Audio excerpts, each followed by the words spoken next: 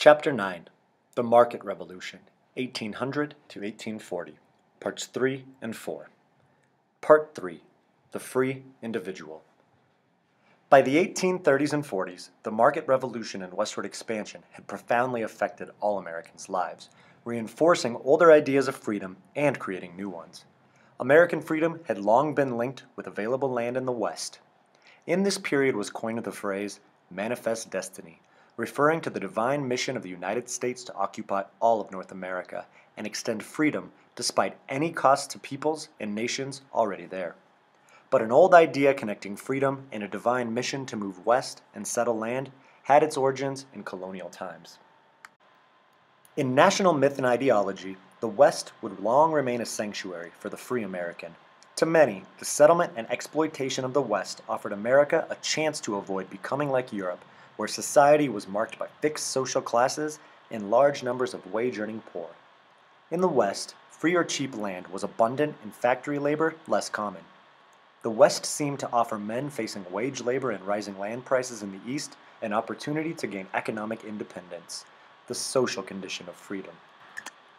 The energetic, competitive world of the market revolution led many Americans to identify freedom with the absence of restraints on self-directed individuals who sought economic advancement and personal development.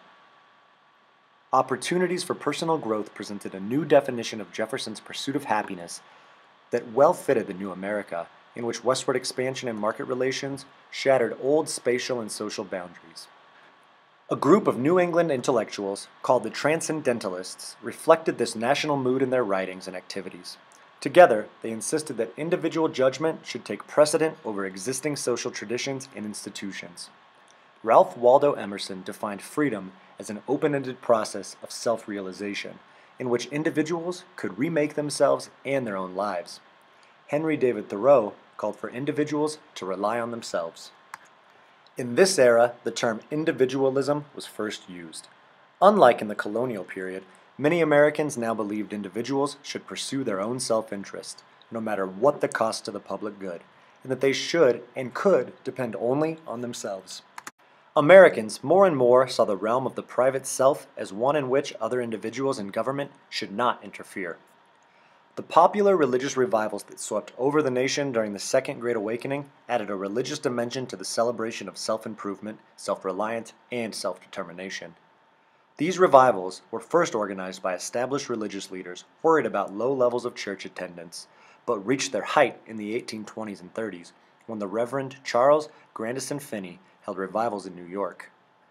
Like evangelists in the 18th century, Finney enthusiastically warned his audience of hell and promised them salvation if they would end their sinful habits. Evangelical preachers rejected the idea that man was naturally sinful and preordained to heaven or hell, and instead argued that humans had free will to live in sin or reach heaven by doing good works. The Second Great Awakening democratized American Christianity and made it a mass enterprise. Religious devotion and attendance boomed, and smaller evangelical sects, such as the Methodists and Baptists, grew rapidly. Christianity became central to American culture. The evangelicals stressed the right of private judgment in spiritual affairs and the possibility of universal salvation through faith and good deeds. Evangelicals used the opportunities to travel and spread their message, which had been made available by the market revolution and their mass religion, and idea that ordinary Americans could forge their own spiritual destinies resonated with the spread of the market values. While evangelicals criticized selfishness, greed, and indifference to the welfare of others, the revivals flourished in areas transformed by the market revolution. Evangelical ministers promoted a controlled individualism marked by industry, sobriety, and self-discipline as the essence of freedom. Part 4. The Limits of Prosperity. With the market revolution, the right to compete for economic advancement became essential to American freedom. Symbols of liberty were bound up with symbols of prosperity. The stories of men like John Jacob Astor, the son of a poor German immigrant who became the richest man in America by using money earned from shipping to invest in Manhattan real estate, seem to embody opportunities open to the self-made man. This success was achieved not through heredity or privilege or government favoritism as in Europe, but through hard work and intelligence.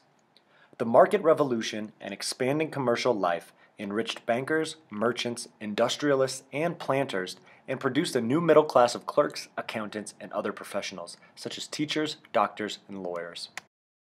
Not everyone benefited from the market revolution. Most African Americans were slaves, but even free blacks were excluded from economic opportunities. Free blacks in northern states experienced discrimination in every sphere of life.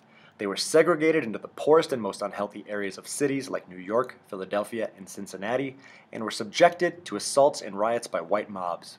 They were barred from schools and other public facilities, and created their own institutional life of schools and churches, such as the African Methodist Episcopal Church. Many blacks experienced downward economic mobility, being unable to practice their craft skills because of discrimination by white employers and workers, and were relegated to the most unskilled and menial low-paid jobs.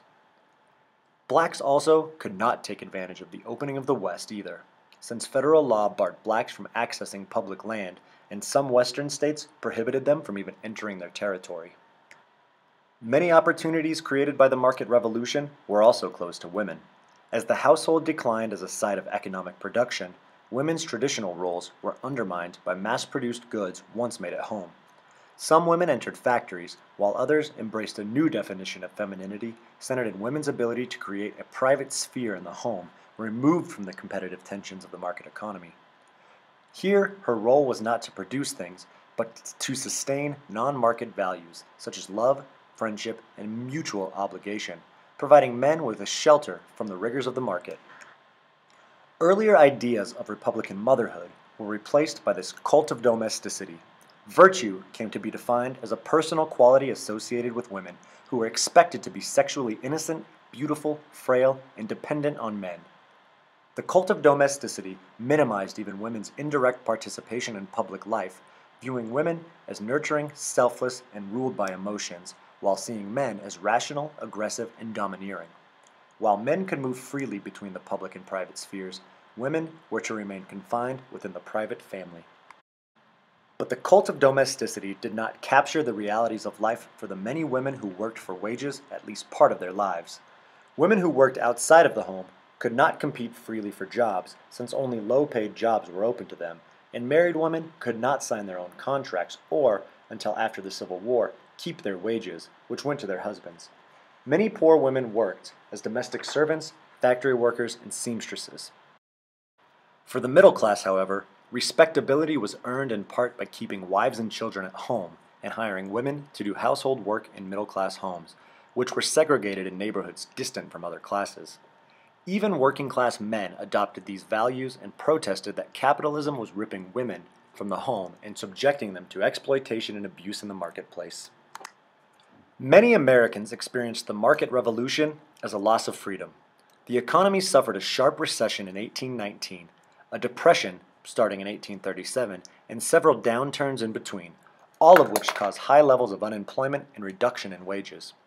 While the economic transformations of the market revolution greatly expanded America's output and trade and increased living standards, it also widened the gap in wealth and income between wealthy merchants and industrialists and workers and the poor, especially in the urban Northeast. Worried by the erosion of their traditional skills and the danger of being reduced to dependent wage workers, skilled craftsmen in the late 1820s created the world's first workingmen's parties. These were short-lived political organizations that sought to mobilize lower-class support for candidates who demanded free public education, an end to imprisonment for debt, and laws limiting work to 10 hours per day. In the 1830s, unions were organized and strikes were common. Wage earners protesting social conditions and pressing for political demands invoked ideas of freedom and independence from the Revolutionary era to justify their claims. They even compared their status to slaves, using the term wage slavery. Thus, even while the market revolution offered opportunities to many Americans, it also generated anxieties and protests that came to be reflected in politics.